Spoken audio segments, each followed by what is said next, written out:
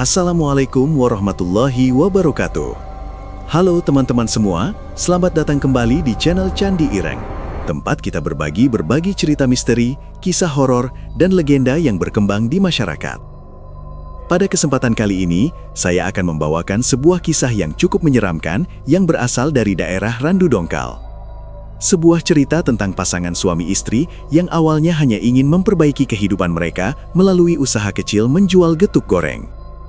Namun siapa sangka, keinginan untuk cepat kaya justru membawa mereka pada jalan gelap yang penuh dengan konsekuensi mengerikan. Cerita ini berjudul Pesugihan Pedagang Getuk Goreng di Randu Dongkal. Sebelum kita mulai ceritanya, bagi teman-teman yang baru menemukan channel ini, jangan lupa untuk subscribe, like, dan share, supaya channel ini bisa terus menghadirkan cerita-cerita menarik lainnya.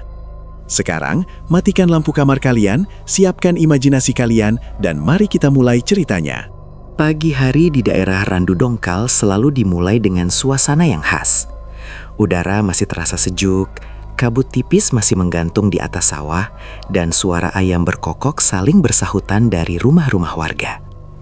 Di salah satu sudut jalan yang tidak terlalu besar, berdiri sebuah warung sederhana. Bangunannya kecil, hanya terbuat dari tembok yang belum sepenuhnya diplester dan beratap seng yang sudah mulai berkarat. Di depannya ada meja kayu panjang yang dipakai untuk menata makanan yang dijual. Di papan kecil yang digantung di depan warung itu tertulis dengan cat merah yang mulai pudar. Getuk Goreng Bu Rana. Warung itu milik seorang perempuan bernama Rana dan suaminya, Doni. Setiap hari sebelum matahari terbit, Rana sudah bangun dari tidurnya. Jam dinding di rumah mereka bahkan belum menunjukkan pukul 5 pagi ketika ia mulai menyalakan kompor di dapur kecil yang berada di belakang warung. Suara air mendidih pelan terdengar dari panci besar. Di atas meja kayu sudah tertumpuk beberapa keranjang singkong yang baru dibeli dari pasar sehari sebelumnya. Rana mengikat rambutnya dengan kain kecil lalu mulai mengupas singkong satu persatu. Tangannya sudah sangat terbiasa melakukan pekerjaan itu. Setiap kupasan kulit singkong jatuh ke ember plastik di sampingnya. Dari ruang depan terdengar suara langkah kaki. Doni keluar dari kamar sambil menguap panjang. "Sudah mulai lagi, Nak," katanya dengan suara masih serak. Rana menoleh sambil tersenyum kecil. "Kalau nggak mulai sekarang, nanti kesiangan. Orang-orang kan berangkat kerja pagi." Doni hanya mengangguk pelan. Ia duduk di kursi plastik di depan dapur sambil memperhatikan istrinya bekerja. Dari dulu, Rana memang perempuan yang rajin. Bahkan sejak mereka pertama kali membuka usaha getuk goreng itu, hampir semua pekerjaan dapur dilakukan sendiri oleh Rana. Mulai dari merebus singkong, menumbuknya, mencampur gula merah, sampai menggorengnya hingga berwarna coklat keemasan. Aroma getuk goreng yang sedang dimasak perlahan mulai memenuhi dapur. Harumnya manis dan gurih. Biasanya aroma itu bisa membuat orang yang lewat jadi tertarik mampir. Namun akhir-akhir ini hal itu jarang terjadi. Doni berdiri dan berjalan ke depan warung. Jalan di depan warung mereka sudah mulai ramai oleh motor dan sepeda yang lewat. Beberapa orang berangkat kerja. Ada juga anak-anak sekolah yang berjalan sambil bercanda. Namun hampir tidak ada yang berhenti di warung mereka. Doni menghela napas panjang. Ia kembali masuk ke dapur. "Nah, iya," jawab Rana sambil terus mengaduk adonan getuk. Doni ragu sebentar sebelum berkata, "Kalau hari ini masih sepi lagi, kita harus gimana?" Rana tidak langsung menjawab. Ia hanya diam sambil terus menumbuk singkong yang sudah matang. Suara duk, duk, duk dari alu kayu memenuhi dapur. Beberapa detik kemudian, Rana berkata pelan, "Kita jalani saja dulu, Mas." Doni menggeleng pelan. "Modal kita tinggal sedikit." Rana berhenti menumbuk. Ia tahu apa yang dimaksud suaminya. Beberapa bulan terakhir, usaha mereka memang semakin menurun. Dulu ketika pertama kali membuka warung, getuk goreng mereka cukup terkenal di sekitar Randu Dongkal. Banyak orang datang membeli. Kadang bahkan sebelum siang, semua getuk sudah habis terjual. Namun sekarang semuanya berbeda. Pembeli semakin sedikit. Bahkan kadang sampai sore masih banyak getuk yang tersisa. Rana mencoba tetap tenang. "Rezeki nggak kemana, Mas." Doni tersenyum tipis. "Semoga saja." Tak lama kemudian, Rana mulai menggoreng getuk yang sudah dibentuk kotak-kotak kecil. Minyak panas berbunyi tss ketika adonan getuk dimasukkan ke dalam wajan besar. Aromanya langsung menyebar ke seluruh ruangan. Rana menggoreng dengan hati-hati, membolak-balik getuk agar matang merata. Warna coklat keemasan mulai muncul di permukaannya. Setelah matang, ia mengangkatnya dan menaruhnya di nampan besar. Doni membantu menata getuk itu di meja depan warung. Beberapa bungkus kertas minyak juga sudah disiapkan untuk pembeli. Pagi semakin terang, matahari mulai muncul dari balik pepohonan. Namun warung itu tetap sepi. Seorang bapak tua lewat sambil membawa sepeda. Ia berhenti sebentar. "Bu, getuknya berapa?" tanyanya. Rana langsung tersenyum ramah. 1.501, Pak. Bapak itu membeli 5 buah. Rana membungkusnya dengan cepat. "Terima kasih ya, Pak." Bapak itu mengangguk lalu pergi. Setelah itu warung kembali sepi. Doni duduk di kursi plastik sambil melihat jalan. Kadang ada orang yang melirik warung mereka. Namun hampir tidak ada yang berhenti. Waktu berjalan pelan. Jam sudah menunjukkan pukul 9 pagi. Biasanya pada jam itu getuk mereka sudah setengah habis. Namun hari ini nampan di meja masih penuh. Rana mencoba tersenyum walau hatinya mulai cemas. Seorang ibu muda datang dengan anak kecil. "Bu, beli 2 ya?" "Iya, silakan." Setelah itu mereka pergi. Hanya 2 getuk yang terjual. Doni kembali menghela napas panjang. "Nah, kalau begini terus, kita bisa rugi." Rana tidak menjawab. Ia tahu suaminya benar. Singkong, gula merah, minyak goreng, semuanya butuh modal. Jika getuk tidak terjual, mereka tidak hanya kehilangan uang, mereka juga harus membuang makanan itu. Siang hari mulai datang. Matahari terasa semakin panas. Warung kecil itu tetap sepi. Beberapa getuk bahkan mulai mengeras karena terlalu lama di udara. Rana duduk di kursi sambil memandangi nampan yang masih penuh. Di dalam hatinya, ada rasa sedih yang sulit dijelaskan. Ia sudah berusaha sebaik mungkin. Rasanya juga tidak berubah. Namun pembeli tetap saja. Pagi hari kembali datang di daerah Randu Dongkal. Seperti biasa, suasana pasar tradisional sudah ramai sejak matahari baru saja muncul. Para pedagang mulai menata dagangan mereka. Ada yang menjual sayur, ikan, buah, sampai bumbu dapur. Di antara keramaian itu, terlihat Doni berjalan sambil membawa tas kain besar. Langkahnya pelan, wajahnya tampak sedikit lelah. Ia datang ke pasar untuk membeli singkong, bahan utama untuk membuat getuk goreng yang dijual di warungnya bersama Rana. Sudah hampir setiap 2 hari sekali Doni datang ke pasar itu. Ia biasa membeli singkong dari salah satu pedagang langganannya. Namun pagi itu, pikirannya terasa berat. Penjualan getuk goreng mereka semakin hari semakin menurun. Bahkan kemarin, banyak getuk yang tidak terjual dan terpaksa dibuang. Hal itu terus teringat di kepala Doni. Ia berjalan melewati beberapa lapak sayuran hingga akhirnya sampai di tempat pedagang singkong. "Pak Doni, beli lagi?" tanya pedagang itu ramah. Doni tersenyum tipis. "Iya Bu, seperti biasa saja." Pedagang itu mulai menimbang singkong di timbangan besi yang sudah agak tua. "Usaha getuknya gimana sekarang?" tanya pedagang itu sambil memasukkan singkong ke karung kecil. Doni menghela napas pelan. "Masih sepi Bu." Pedagang itu hanya mengangguk pelan. Di pasar, cerita seperti itu memang sudah biasa. Banyak pedagang kecil yang usahanya naik turun.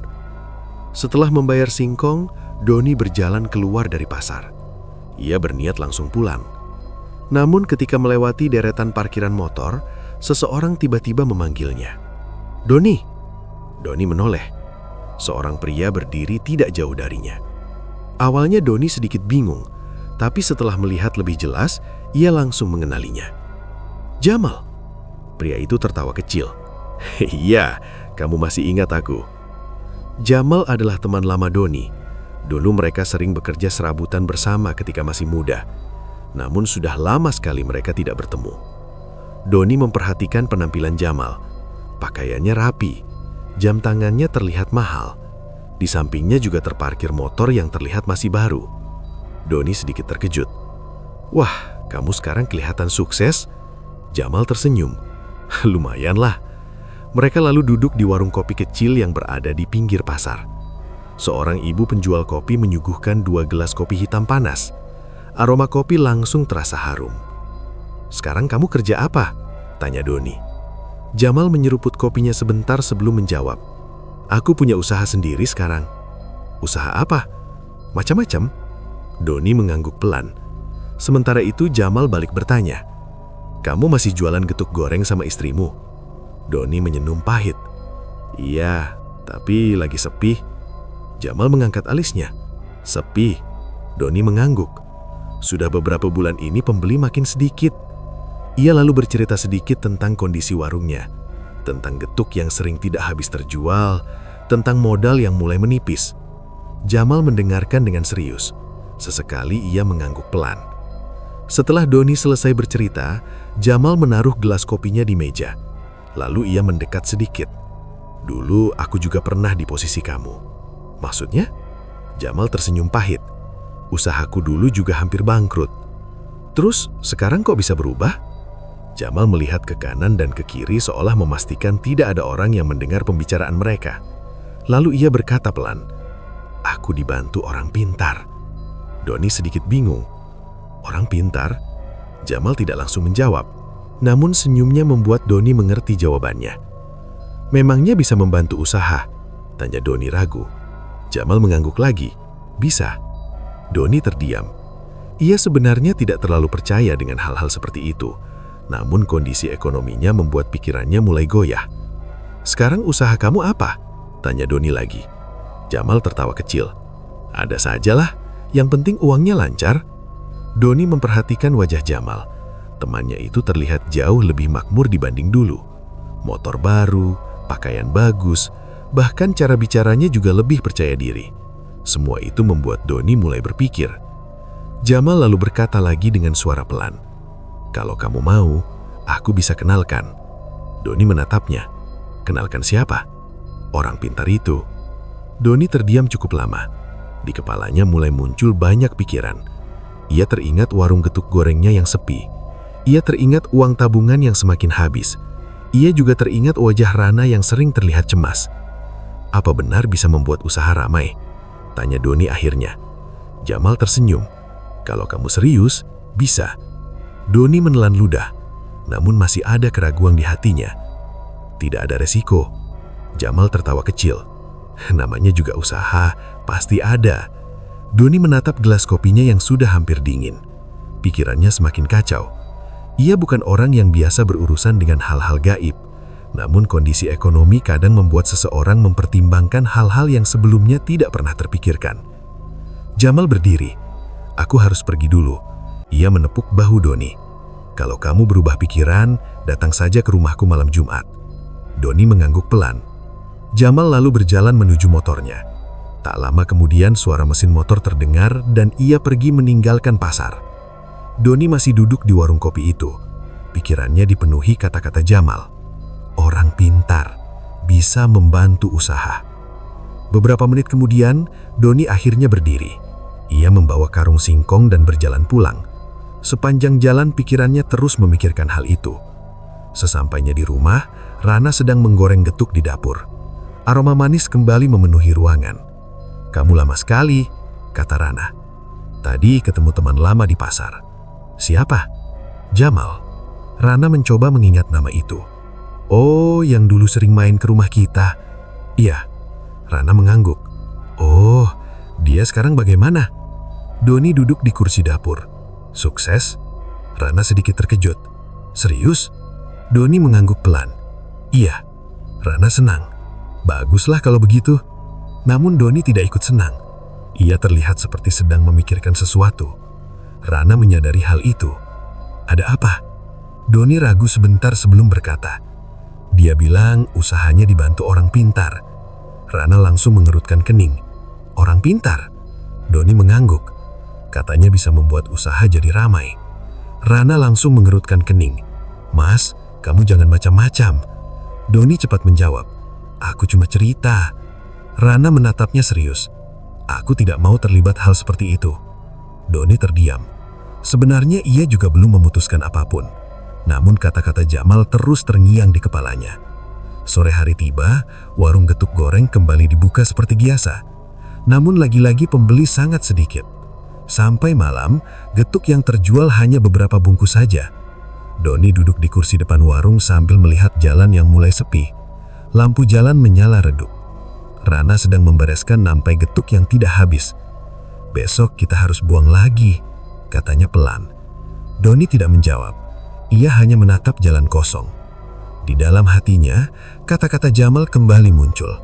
"Kalau kamu mau, aku bisa kenalkan." Tanpa mereka sadari, pertemuan sederhana di pasar pagi itu akan menjadi langkah awal menuju sesuatu yang jauh lebih gelap. Beberapa hari berlalu sejak pertemuan Doni dengan Jamal di pasar Randu Dongkal. Namun kata-kata Jamal masih terus teringat di kepala Doni. Tentang orang pintar, tentang usaha yang bisa tiba-tiba ramai, tentang jalan pintas untuk mendapatkan uang. Doni sebenarnya masih ragu. Ia bukan orang yang mudah percaya dengan hal-hal gaib. Sejak kecil, ia diajarkan oleh orang tuanya untuk bekerja keras dan mencari rezeki dengan cara yang baik. Namun, keadaan hidup kadang membuat seseorang mulai berpikir berbeda. Warung getuk goreng mereka semakin hari semakin sepi. Beberapa hari terakhir bahkan lebih buruk dari sebelumnya. Suatu sore, Rana menghitung sisa getuk yang tidak terjual. Masih ada hampir 1 nampan penuh. Ia menghela napas panjang. "Mas, ini lagi-lagi tidak habis." Doni yang sedang duduk di depan warung hanya menatap jalan tanpa menjawab.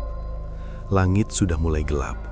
Lampu warung yang kecil menyala redup menerangi meja kayu tempat getuk ditata. Beberapa motor lewat tapi tidak ada yang berhenti. Rana akhirnya menutup nampan itu dengan kain. "Kalau begini terus, kita benar-benar rugi." Doni menunduk. Ia tahu Rana benar. Tabungan mereka semakin menipis. Hutang di koperasi juga masih belum lunas. Beberapa saat kemudian Doni berkata pelan, "Nah, iya." Doni menarik napas panjang. "Aku kepikiran kata-kata Jamal." Rana langsung menoleh. "Kata-kata apa?" Doni terlihat ragu. "Tentang orang pintar itu?" Rana langsung menggeleng. "Mas, aku tidak suka pembicaraan seperti itu." Doni cepat berkata, "Aku juga belum tentu mau." Rana menatapnya dengan serius. "Kalau itu berhubungan dengan pesugihan atau hal gaib, aku tidak mau." Doni diam. Ia sebenarnya juga takut. Namun rasa putus asa kadang lebih kuat dari rasa takut. Malam itu mereka makan malam dengan suasana yang sunyi. Tidak banyak yang mereka bicarakan. Setelah makan, Rana masuk kamar lebih dulu untuk beristirahat. Namun Doni masih duduk di depan rumah. Ia menatap jalan yang sudah sepi. Angin malam terasa dingin. Di kejauhan terdengar suara anjing menggonggong. Doni mengeluarkan ponsel dari sakunya. Ia melihat nomor Jamal yang sempat disimpan beberapa hari lalu. Ia menatap layar ponsel cukup lama, seolah sedang mempertimbangkan sesuatu yang besar. Akhirnya, Doni menekan tombol panggil. Telepon berdering beberapa detik. Lalu terdengar suara Jamal dari seberang. "Halo? Mal, ini Doni."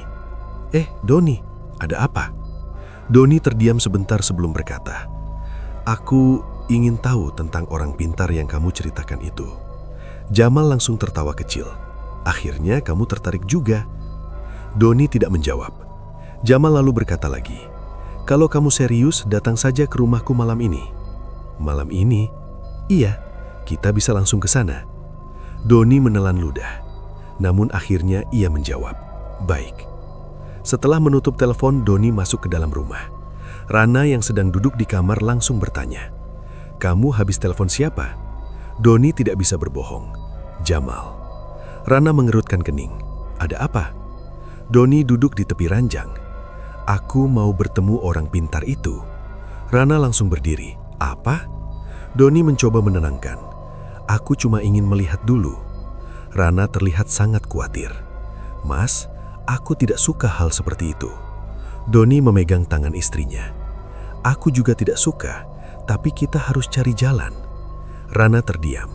Ia tahu keadaan mereka memang sedang sulit, namun tetap saja hatinya merasa tidak tenang. Akhirnya Rana berkata pelan, "Aku ikut." Doni sedikit terkejut. "Kamu yakin?" "Aku tidak mau kamu pergi sendiri." Sekitar 1 jam kemudian, Doni dan Rana berangkat ke rumah Jamal.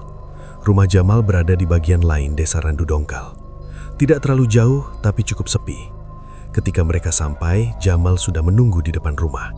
"Sudah siap?" katanya sambil tersenyum. Doni mengangguk. Jamal lalu berkata pelan, "Kita harus pergi ke tempat orang pintar itu sekarang." "Jauh?" tanya Rana. "Tidak terlalu." Mereka bertiga kemudian naik motor. Perjalanan dimulai. Jalanan desa malam itu sangat sepi. Lampu jalan tidak terlalu banyak. Beberapa bagian jalan bahkan sangat gelap. Motor Jamal berjalan di depan sementara Doni mengikuti dari belakang. Mereka melewati sawah, kebun, dan beberapa rumah yang jaraknya jauhan. Semakin jauh mereka pergi, suasana semakin terasa sunyi. Sekitar 20 menit kemudian, Jamal berhenti di sebuah jalan kecil. Di ujung jalan itu terlihat sebuah rumah tua. Rumah itu tampak sangat berbeda dari rumah-rumah lain di desa. Halaman depannya penuh pohon besar. Lampunya redup. Suasana di sekitarnya terasa aneh. Rana merasakan bulu kuduknya berdiri. Ini tempatnya, bisiknya. Jamal mengangguk. Iya. Doni menelan ludah. Ia sebenarnya sudah mulai merasa takut. Namun mereka sudah sampai di tempat itu. Jamal berjalan lebih dulu menuju pintu rumah. Ia mengetuk pintu kayu yang sudah terlihat sangat tua. Tok, tok, tok. Beberapa detik tidak ada jawaban. Lalu pintu itu perlahan terbuka. Seorang pria tua berdiri di balik pintu. Rambutnya panjang dan sebagian sudah memutih. Matanya tajam. Ia mengenakan pakaian serba hitam. Masuk, katanya dengan suara pelan. Jamal langsung menunduk sedikit. Permisi Ki. Doni dan Rana saling memandang. Mereka baru sadar bahwa pria itu adalah orang yang disebut Jamal sebagai orang pintar. Mereka bertiga masuk ke dalam rumah. Di dalam rumah itu sangat gelap. Hanya ada beberapa lampu kecil. Aroma kemenyan terasa sangat kuat. Di beberapa sudut ruangan terlihat berbagai benda aneh. Ada patung kecil, kain hitam, dan beberapa wadah berisi bunga. Malam setelah pertemuan dengan orang pintar itu terasa sangat panjang bagi Rana dan Doni. Sepanjang perjalanan pulang menuju rumah mereka di daerah Randu Dongkal, tidak ada satupun kata yang keluar dari mulut mereka. Suara motor yang mereka kendarai menjadi satu-satunya suara di jalan desa yang gelap. Angin malam terasa dingin menusuk kulit. Namun yang lebih dingin adalah perasaan di dalam hati mereka. Ucapan orang tua yang mereka temui tadi terus terngiang di kepala. Kalau kalian ingin kaya, kalian harus memberi nyawa manusia. Rana masih tidak bisa percaya dengan apa yang baru saja ia dengar. Ketika mereka sampai di rumah, Rana langsung masuk ke dalam tanpa berkata apa-apa. Ia duduk di kursi kayu di ruang depan sambil memegang kepalanya. Doni mematikan motor lalu masuk ke rumah.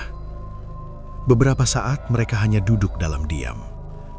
Akhirnya Rana berkata dengan suara bergetar, "Mas, kita tidak akan melakukan itu kan?" Doni tidak langsung menjawab. Ia menatap lantai. Rana kembali berkata, "Mas?" Doni menghela napas panjang. "Aku juga belum tahu." Rana langsung menatapnya dengan kaget. "Maksud kamu apa belum tahu?" Doni menutup wajahnya dengan kedua tangan. "Aku cuma bingung." Rana berdiri. "Tidak ada yang perlu dibingungkan." Suaranya mulai meninggi. "Kita tidak boleh melakukan hal seperti itu." Doni menatap istrinya dengan wajah lelah. "Nak, kamu tahu sendiri keadaan kita sekarang." Rana terdiam. Ia tahu keadaan ekonomi mereka memang sedang sulit. Namun tetap saja ia tidak bisa menerima cara seperti itu. "Kita masih bisa mencari cara lain," katanya pelan. Doni hanya mengangguk. Namun di dalam hatinya ia tidak yakin. Malam itu mereka tidur dengan pikiran yang penuh kegelisahan. Namun berbeda dengan Rana yang akhirnya tertidur karena kelelahan, Doni justru tidak bisa memejamkan mata. Ia terus memikirkan kata-kata Ki Sastro, orang tua yang mereka temui tadi malam. Tentang pesugihan, tentang kekayaan, tentang syarat yang harus dibayar. Doni bangun dari tempat tidur dan berjalan keluar rumah. Langit malam terlihat gelap. Angin bertiup pelan. Warung getuk mereka terlihat sepi di bawah lampu kecil yang redup. Doni berdiri di depan warung itu cukup lama. Ia memandangi meja tempat mereka biasa menaruh getuk goreng. Meja yang dulu sering penuh dengan pembeli, namun sekarang hampir selalu sepi. Di dalam pikirannya muncul berbagai bayangan. Bayangan warung yang ramai pembeli, bayangan uang yang cukup untuk membayar hutang, bayangan kehidupan yang lebih baik. Namun di sisi lain, ia juga teringat kata-kata Ki Sastro, nyawa manusia. Doni menelan ludah. Ia kembali masuk ke rumah dan mencoba tidur. Namun malam itu terasa sangat panjang. Keesokan harinya, seperti biasa, Rana sudah bangun sejak subuh. Ia tetap melakukan rutinitasnya membuat ketuk goreng. Meskipun hatinya masih dipenuhi rasa takut dari kejadian semalam, Doni keluar dari kamar dengan wajah yang terlihat sangat lelah. "Kamu tidak tidur?" tanya Rana. "Tidur, sedikit." Rana tidak bertanya lagi. Ia tahu suaminya pasti sedang banyak pikiran. Seperti biasa, mereka mulai membuka warung. Aroma getuk goreng kembali menyebar di sekitar rumah. Namun seperti hari-hari sebelumnya, pembeli hampir tidak ada. Jam demi jam berlalu. Hanya beberapa orang yang mampir membeli. Menjelang siang, Rana melihat nampan getuk yang masih hampir penuh. Ia menghela napas panjang. "Mas, kita harus bagaimana kalau begini terus?" Doni tidak menjawab. Ia hanya melihat jalan yang mulai ramai oleh kendaraan. Namun tidak ada yang berhenti di warung mereka. Akhirnya Rana duduk di kursi. "Aku capek, Mas." Doni menatap istrinya. "Aku sudah berusaha semampuku." Rana terlihat hampir menangis. Setiap hari bangun subuh, masak, goreng, tapi tetap saja sepi. Doni merasa dadanya sesak mendengar itu. Ia tahu Rana sudah bekerja sangat keras, namun keadaan tetap tidak berubah. Sore hari akhirnya tiba. Warung kembali ditutup dengan banyak getuk yang tersisa. Doni menghitung uang hasil penjualan.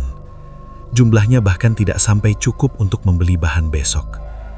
Rana menatap uang itu dengan wajah sedih. "Kalau begini terus, kita tidak bisa beli singkong lagi." Doni tidak menjawab. Namun di dalam kepalanya, satu pikiran mulai muncul lagi. Tentang apa yang dikatakan Jamal. Tentang apa yang ditawarkan Ki Sastro. Malam itu setelah makan, Doni berkata pelan, "Nah, iya." Doni terlihat ragu. Namun akhirnya ia berkata juga, "Mungkin kita harus mempertimbangkan tawaran itu." Rana langsung menatapnya. "Tawaran apa?" Doni menunduk. "Pesugihan." Rana langsung berdiri dari kursinya. "Mas, kamu benar-benar serius sekarang?" Doni tidak berani menatap mata istrinya. "Aku hanya berpikir." "Berpikir apa?" Rana hampir berteriak.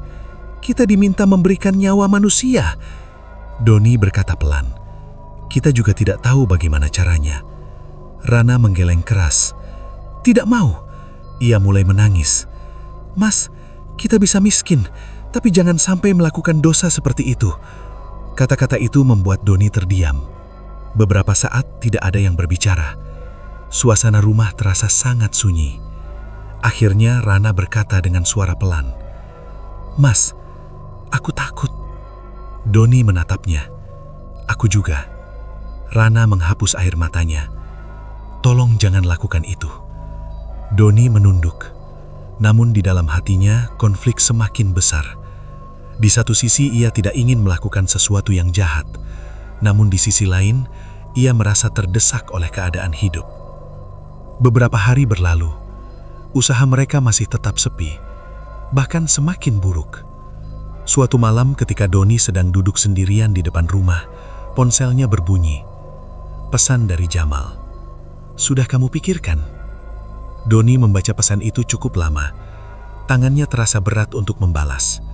Namun akhirnya ia mengetik, "Aku masih ragu."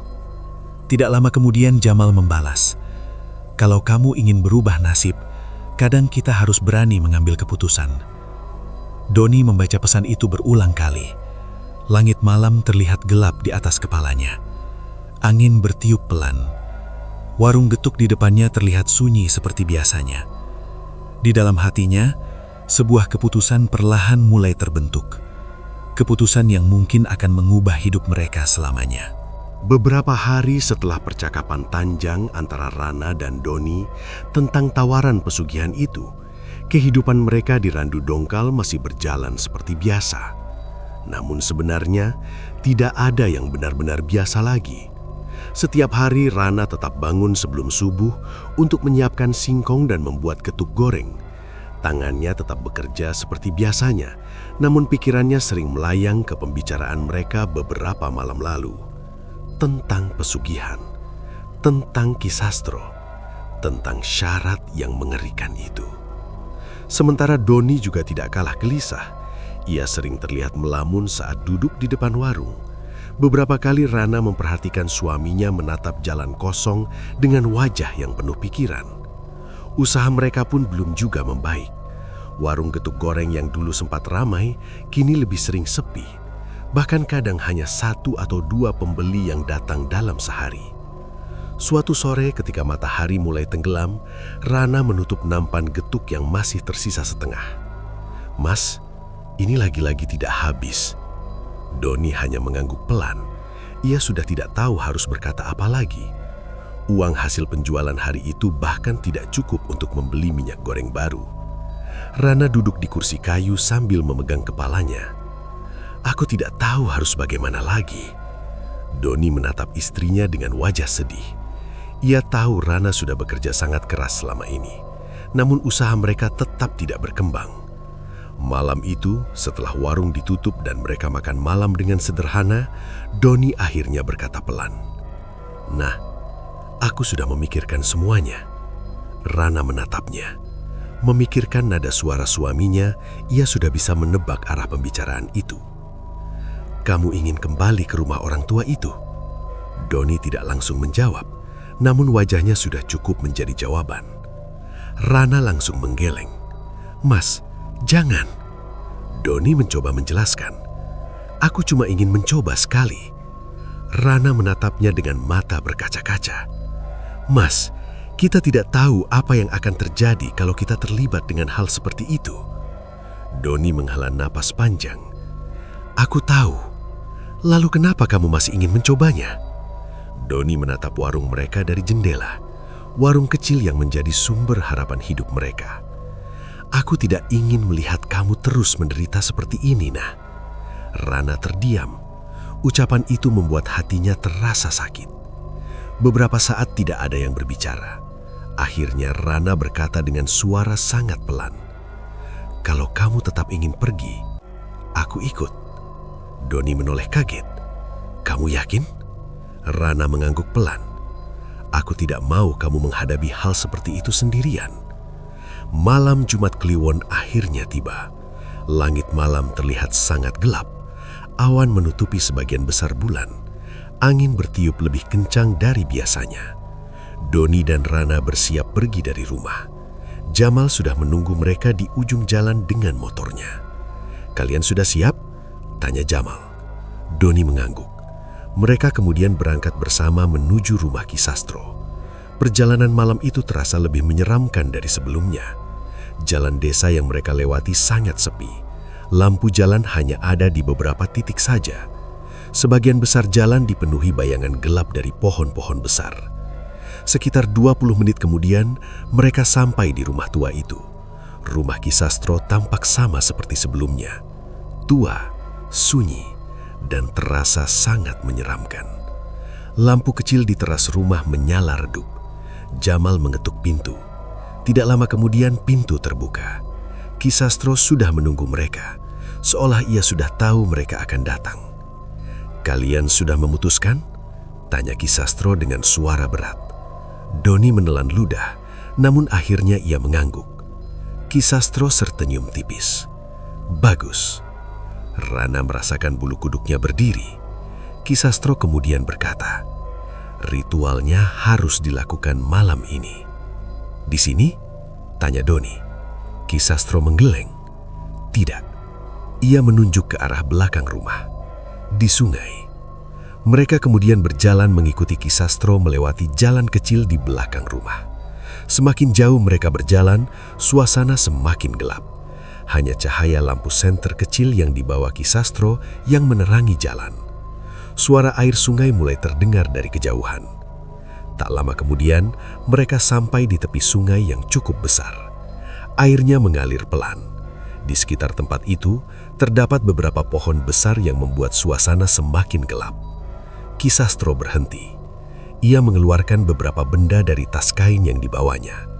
Ada kemenyan, ayam hitam, beberapa bunga, dan kain hitam panjang. Ia mulai menata semua benda itu di tanah. Rana berdiri di samping Doni dengan tubuh gemetar. "Mas, aku takut," bisiknya. Doni memegang tangan istrinya. "Sabar." Ki Sastro mulai menyalakan kemenyan. Asap putih perlahan mengepul ke udara. Aromanya sangat kuat. Suasana di sekitar sungai tiba-tiba terasa sangat aneh. Angin yang tadinya pelan kini bertiup lebih kencang. Ki Sastro duduk bersila di depan sesajen. Ia mulai membaca mantra dengan suara pelan namun jelas. Kata-kata yang ia ucapkan terdengar asing. Tidak ada yang bisa dipahami oleh Doni maupun Rana.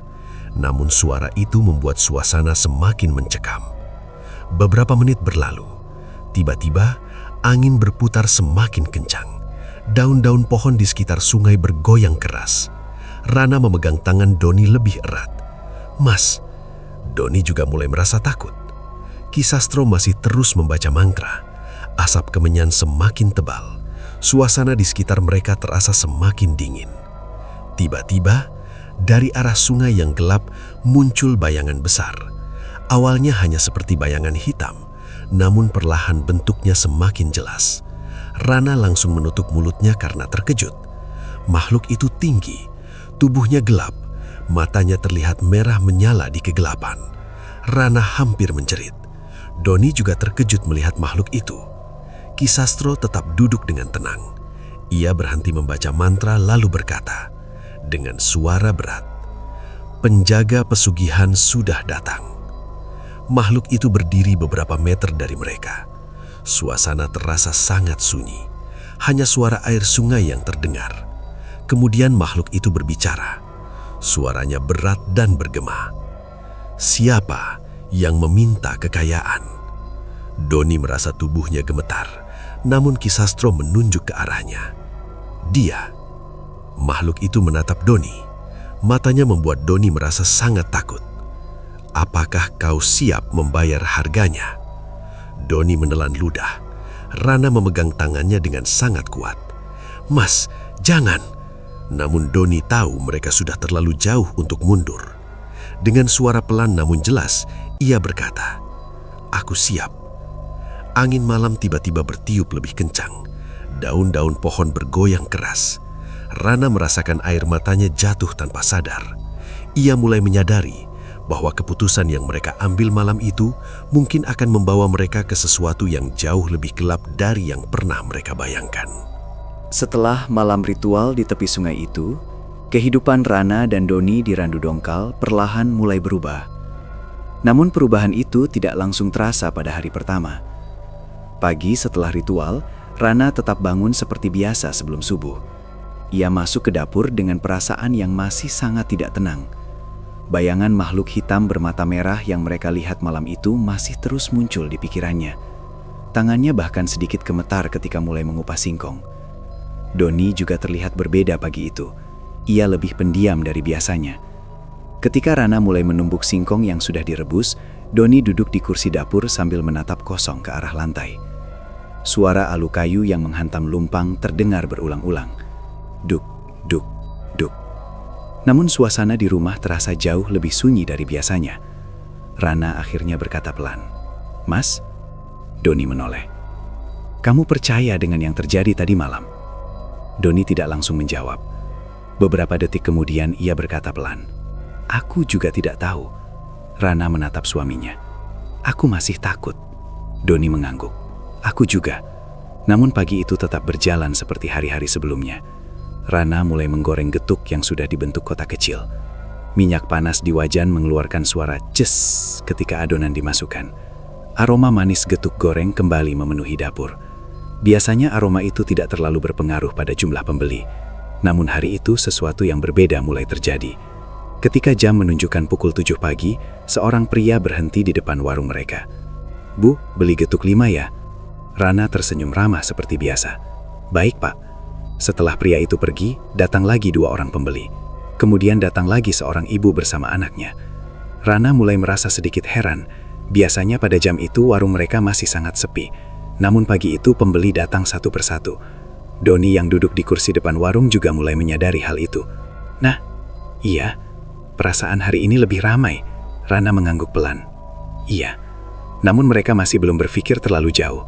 Mungkin hanya kebetulan. Namun menjelang pukul 9 pagi, sesuatu yang lebih mengejutkan terjadi.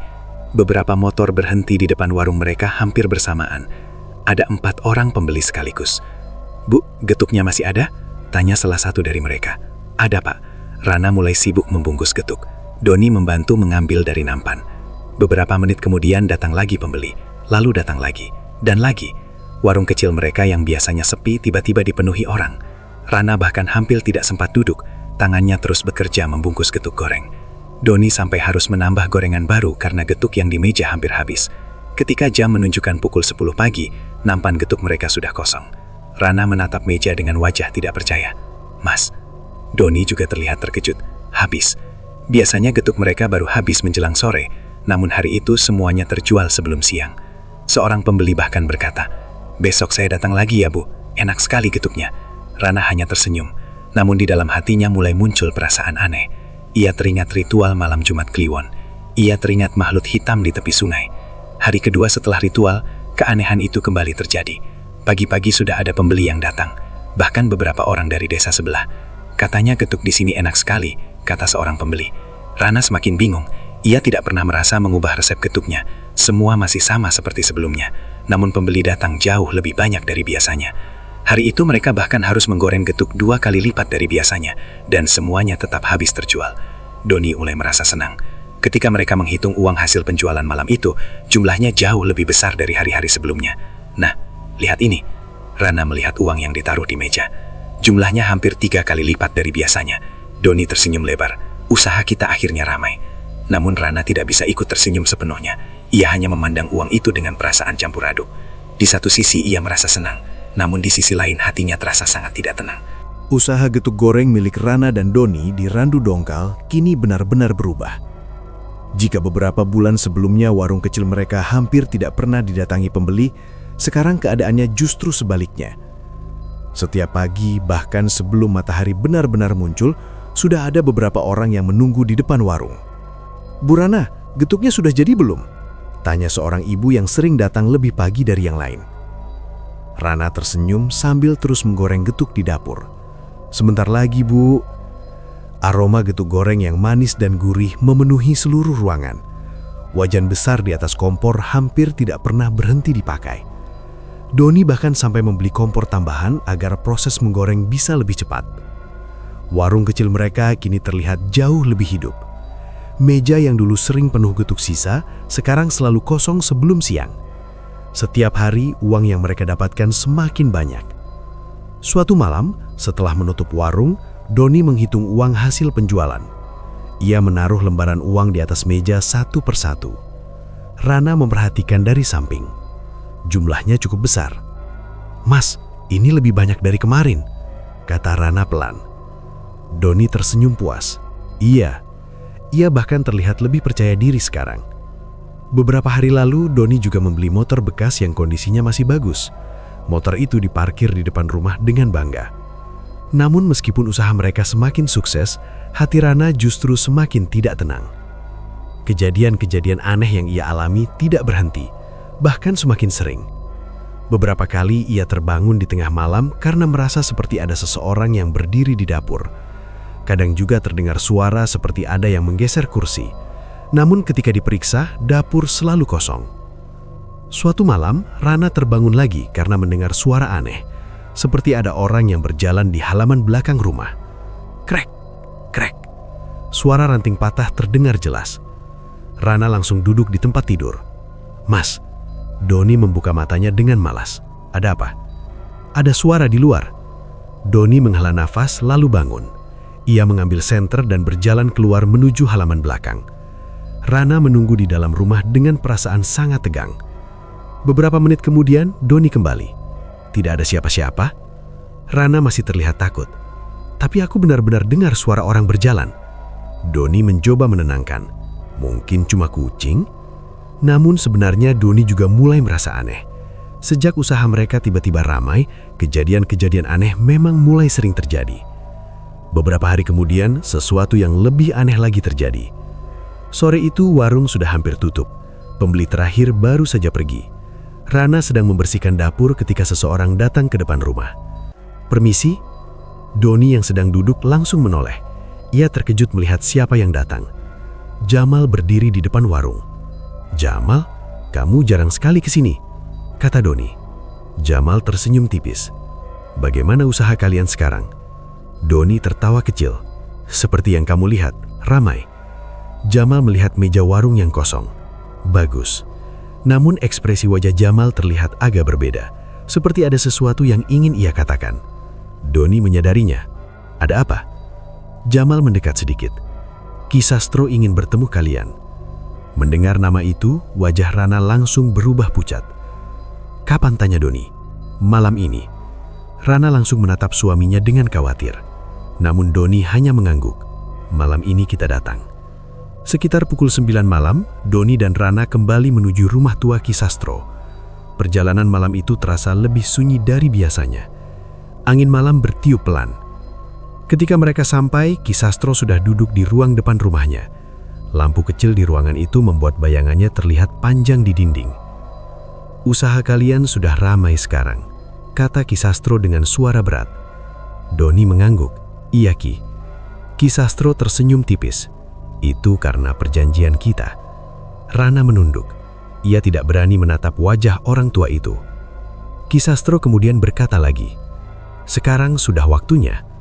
Doni mengerutkan kening. "Waktunya apa?" Ki Sastro menatapnya tajam. "Tumbal pertama." Jantung Rana langsung berdebar sangat kencang. Ia menatap Doni dengan wajah ketakutan. "Mas." Doni juga terlihat tegang. "Maksudnya sekarang?" Ki Sastro mengangguk pelan.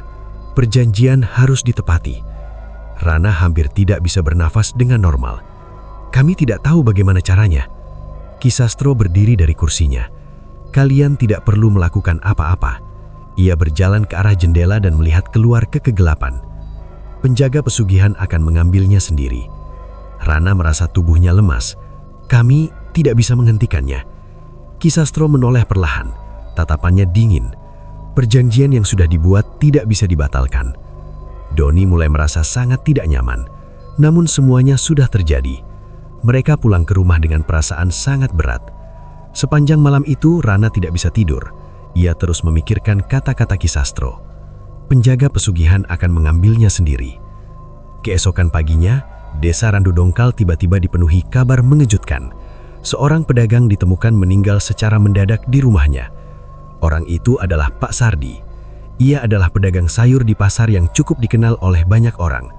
Kabar itu cepat sekali menyebar. Beberapa orang berkumpul di depan rumah Pak Sardi. Katanya tadi malam tiba-tiba meninggal. Padahal kemarin masih sehat. Benar-benar aneh. Rana yang mendengar kabar itu langsung merasa jantungnya berdegup sangat keras. Pak Sardi adalah orang yang cukup ia kenal. Ia sering membeli getuk di warung mereka. Rana langsung duduk di kursi dapur dengan wajah pucat. Doni melihat istrinya. "Kamu kenapa?" Rana menatapnya dengan mata penuh ketakutan.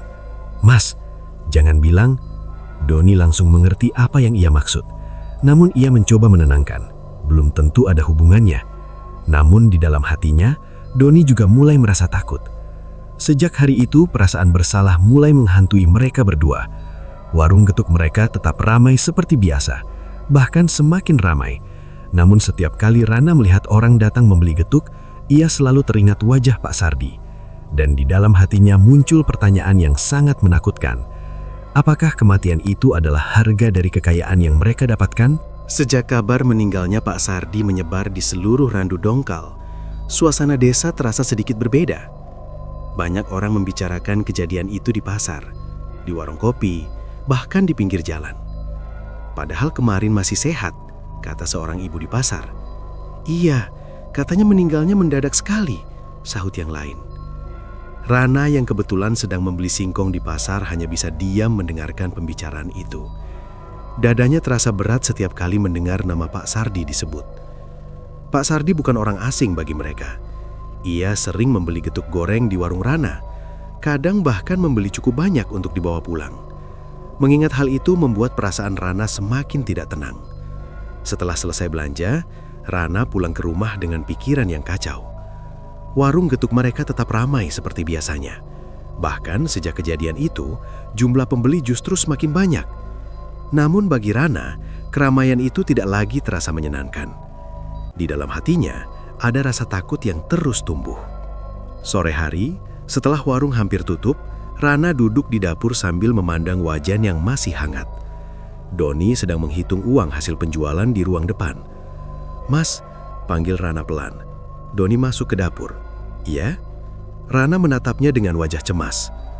"Kamu tidak merasa semua ini aneh?" Doni sudah tahu maksud istrinya. "Kamu masih memikirkan Pak Sardi?" Rana mengangguk. "Mas, aku takut." Doni mencoba menenangkan. Belum tentu ada hubungannya dengan kita. Namun sebenarnya, Doni juga mulai merasa gelisah. Sejak malam ritual itu, banyak hal aneh yang terjadi. Usaha mereka memang sukses, tapi ada sesuatu yang terasa tidak beres. Malam itu mereka tidur lebih awal karena kelelahan. Namun sekitar pukul 2 dini hari, Rana tiba-tiba terbangun. Ia merasa seperti mendengar suara sesuatu di dapur. Krek, seperti ada kursi yang bergeser. Rana langsung duduk di tempat tidur. Ia mendengarkan dengan hati-hati. Suara itu terdengar lagi. Krek, krek. Rana menoleh ke arah Doni yang masih tertidur. Ia tidak ingin membangunkannya dulu. Dengan perlahan, Rana turun dari tempat tidur. Langkahnya sangat pelan ketika berjalan menuju dapur. Rumah mereka sangat sunyi, hanya suara jangkrik dari luar yang terdengar. Lampu dapur masih mati. Rana meraih saklar lampu. Klik, cahaya lampu menyala. Namun dapur terlihat kosong, tidak ada siapa-siapa. Rana menghela nafas lega.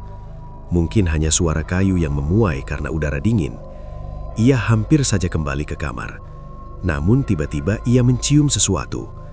Aroma itu sangat familiar. Aroma kemenyan. Rana langsung merinding. Aroma itu sama persis dengan yang ia cium saat ritual di tepi sungai bersama Ki Sastro. Perlahan-lahan, aroma itu semakin kuat, seolah-olah berasal dari dalam dapur. Rana menoleh ke arah penggorengan yang berada di atas kompor. Dan saat itulah, ia melihat sesuatu. Di sudut dapur yang paling gelap, ada bayangan hitam berdiri. Awalnya hanya seperti bayangan biasa, namun perlahan bentuknya semakin jelas. Tubuhnya tinggi, sangat tinggi. Matanya menyala merah di kegelapan. Rana langsung menutup mulutnya agar tidak berjerit. Tubuhnya terasa kaku. Ia tidak bisa bergerak. Makhluk itu perlahan melangkah keluar dari bayangan. Langkahnya sangat pelan, namun setiap langkahnya membuat jantung Rana berdetak semakin kencang. Makhluk itu berhenti di dekat penggorengan. Matanya menatap Rana, tatapan yang sangat dingin. Lalu makhluk itu membuka mulutnya. Suaranya berat dan serak. Tumbal. Rana akhirnya tidak kuat lagi. Ia berjerit keras. "Mas!" Doni langsung terbangun dari tidurnya. Ia berlari menuju dapur. "Ada apa?" Rana berdiri di dekat pintu dapur dengan wajah sangat pucat. Ia menunjuk ke arah penggorengan. Di sana!" Doni segera melihat ke arah yang ditunjuk. Namun dapur itu kosong. Tidak ada siapa-siapa. Hanya wajan dan kompor yang terlihat. "Tidak ada apa-apa," kata Doni. Rana masih bergemetar. "Aku melihatnya." "Apa? Makhluk itu?" Doni mencoba menenangkan istrinya. "Mungkin kamu cuma mimpi." Rana menggeleng keras. "Tidak, aku benar-benar melihatnya." Doni memeriksa seluruh dapur. Ia membuka pintu belakang dan melihat ke halaman. Namun tidak ada siapa-siapa di sana. Akhirnya mereka kembali ke kamar. Namun Rana tidak bisa tidur lagi malam itu. Bayangan makhluk hitam bermata merah terus teringat di pikirannya. Keesokan harinya, Rana terlihat sangat lelah. Matanya sembab karena kurang tidur. Namun ia tetap mencoba membuat getuk seperti biasa. Warung mereka kembali ramai. Banyak pembeli datang sejak pagi. Beberapa bahkan memuji getuk Rana. "Bu, getuknya makin enak sekarang," kata seorang pembeli. Rana hanya senyum kecil. Namun di dalam hatinya, ia merasa sangat takut. Malam berikutnya kejadian aneh kembali terjadi. Sekitar pukul 1 dini hari, Rana kembali terbangun. Namun kali ini bukan karena suara, melainkan karena sesuatu yang lebih menyeramkan. Ia merasa seperti ada seseorang yang berdiri di samping tempat tidurnya. Perlahan-lahan, Rana membuka matanya. Di dalam kamar yang gelap, ia melihat bayangan tinggi berdiri di sudut ruangan. Matanya merah menyala. Makhluk itu menatap dia, lalu kembali berkata dengan suara berat, "Tumbal berikutnya." Rana akhirnya tidak kuat lagi. Ia berjerit keras, "Mas!"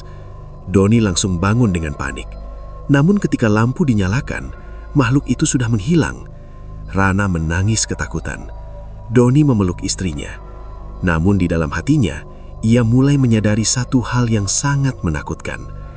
Makhluk penjaga pesugihan itu belum selesai menagih harga dari kekayaan yang mereka minta. Sejak kejadian malam ketika Rana melihat makhluk hitam di kamar mereka, hidup pasangan itu di Randu Dongkal tidak pernah benar-benar tenang lagi.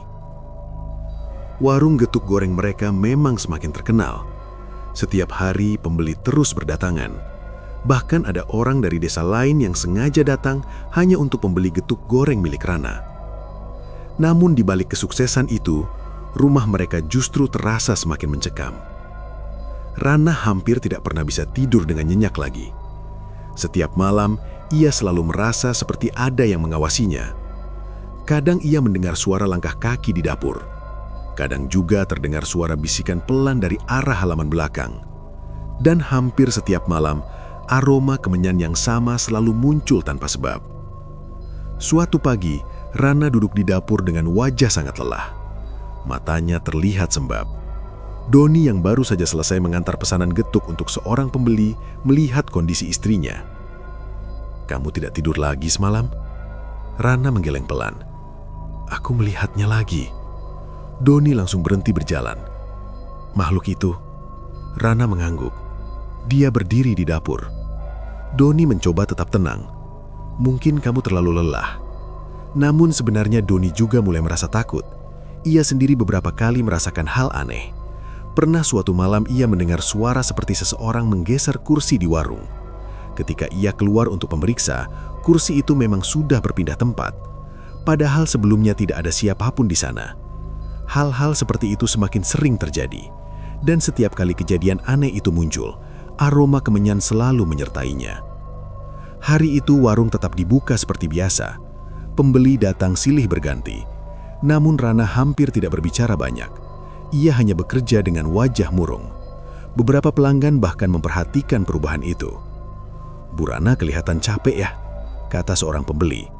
Rana hanya tersenyum kecil.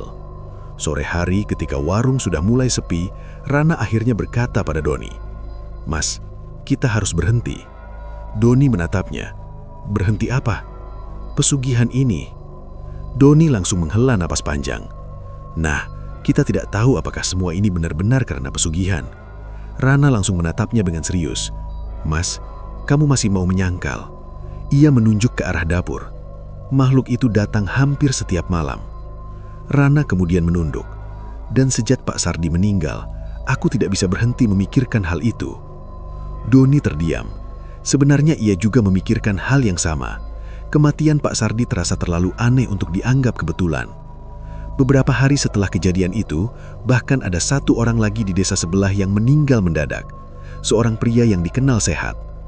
Kabar itu membuat banyak orang desa mulai berbicara tentang hal-hal gaib. Beberapa bahkan mulai mengaitkannya dengan pesugihan. Malam itu, setelah warung ditutup, Rana kembali berbicara dengan suara pelan.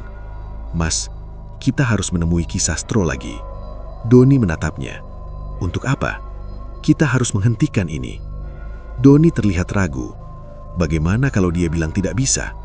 Rana memegang tangan suaminya. "Setidaknya kita harus mencoba." Doni akhirnya mengangguk pelan. Malam itu juga, mereka pergi menuju rumah Ki Sastro. Perjalanan menuju rumah tua itu terasa jauh lebih menakutkan dibanding sebelumnya. Angin malam bertiup pelan di antara pohon-pohon besar. Ketika mereka sampai di rumah itu, pintunya sudah terbuka sedikit, seolah Ki Sastro sudah tahu mereka akan datang. Ki Sastro duduk di kursi kayu di ruang depan. Lampu kecil di ruangan itu membuat wajahnya terlihat lebih menyeramkan. "Kalian datang lagi," katanya dengan suara berat. Doni langsung berkata, "Ki, Kami ingin menghentikan pesugihan ini." Ki Sastro tersenyum tipis. Senyuman itu membuat Rana merinding. Menghentikan? Iya. Ki Sastro tertawa kecil. Terlambat. Jantung Rana langsung berdebar kencang. Maksudnya, Ki Sastro berdiri perlahan. Perjanjian dengan penjaga pesugihan tidak bisa dibatalkan. Doni mulai merasa marah.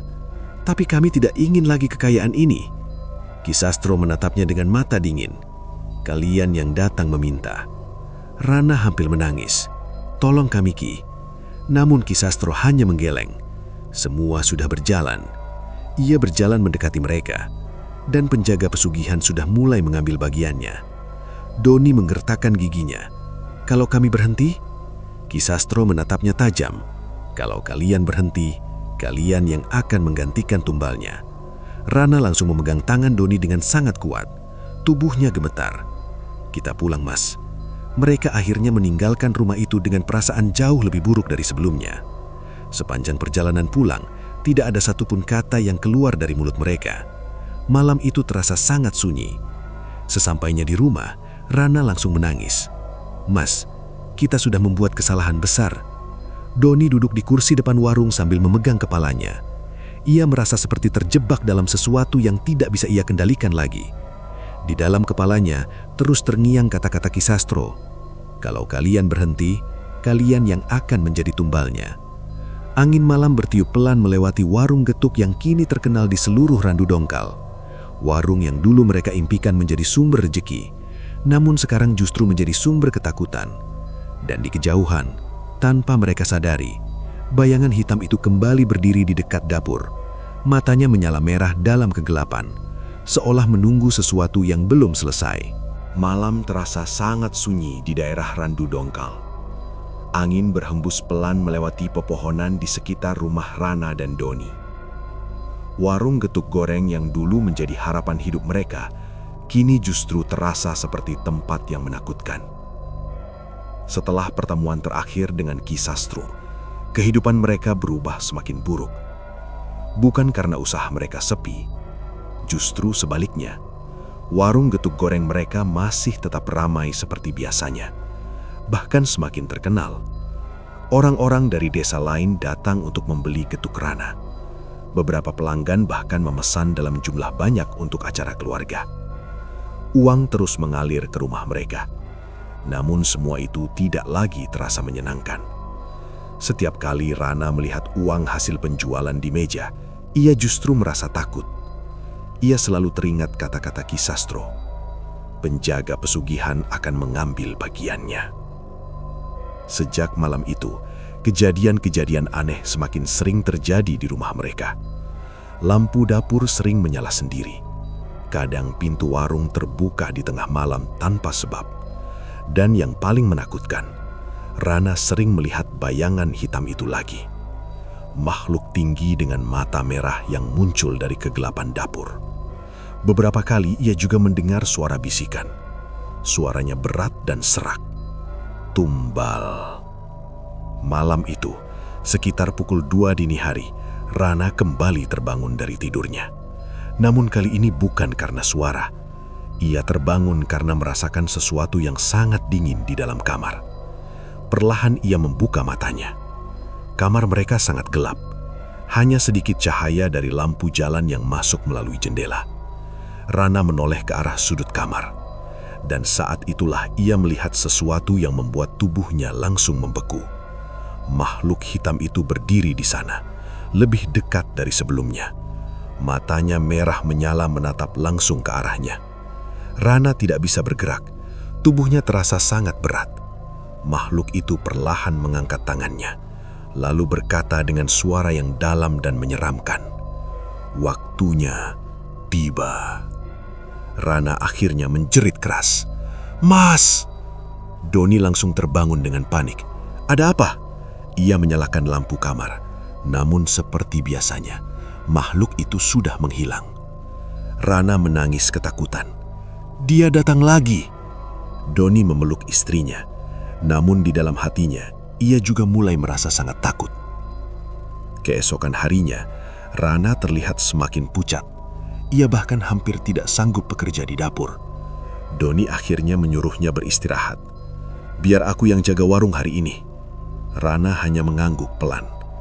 Sepanjang hari itu, Doni melayani pembeli sendirian. Warung tetap ramai seperti biasa, namun Doni merasa pikirannya sangat kacau. Setiap kali ia melihat pembeli datang, ia teringat perkataan Ki Sastro tentang tumbal, tentang harga yang harus dibayar.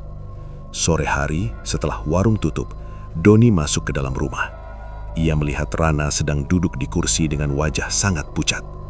"Kamu tidak apa-apa?" Rana menggeleng. "Aku merasa tidak tenang." Malam itu, mereka makan dengan suasana yang sangat sunyi. Setelah itu mereka memutuskan tidur lebih awal. Namun sekitar tengah malam, sesuatu yang mengerikan akhirnya terjadi. Rana terbangun karena mendengar suara keras dari arah warung. Brak! Seperti ada sesuatu yang jatuh. Ia langsung membangunkan Doni. "Mas, ada suara di luar." Doni bangun dan segera keluar menuju warung. Namun beberapa detik kemudian, terdengar suara Doni berteriak. "Ah!" Rana langsung berlari keluar kamar. Ia menuju warung dengan jantung berdebar sangat kencang. Namun ketika ia sampai di sana, ia melihat sesuatu yang membuat dunia terasa berhenti. Doni tergeletak di lantai warung. Tubuhnya tidak bergerak. Matanya terbuka lebar. Wajahnya penuh dengan ekspresi ketakutan. "Mas!" Rana berlari mendekat. Ia mengguncang tubuh suaminya. Namun tidak ada jawaban. Doni sudah tidak bernafas lagi. Rana langsung menangis histeris. Tetangga yang mendengar teriakan itu segera datang. Beberapa orang mencoba memeriksa kondisi Doni.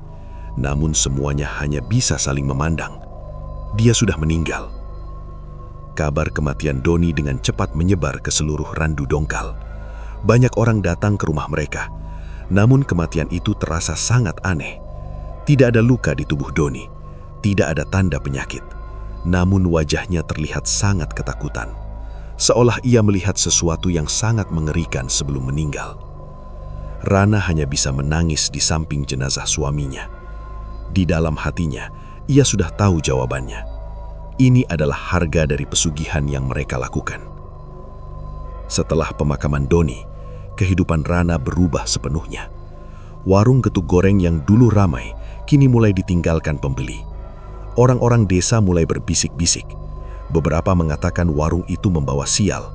Beberapa bahkan percaya ada kutukan di sana.